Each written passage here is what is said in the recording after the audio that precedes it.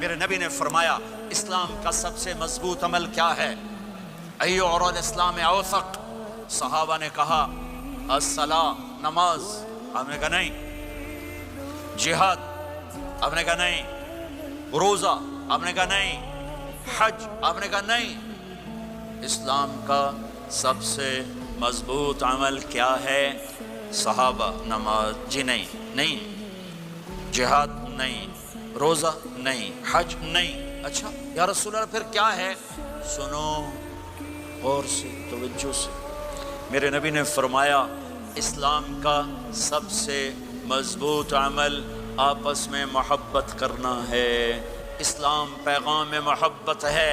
मेरे नबी की ज़िंदगी मोहब्बत की पूरी तस्वीर है। किसी से नफ़रत नहीं, बुग़्ज़ अल्लाह के लिए, मोहब्बत अल्लाह के लिए। ये इस्लाम का सबसे मजबूत अमल है।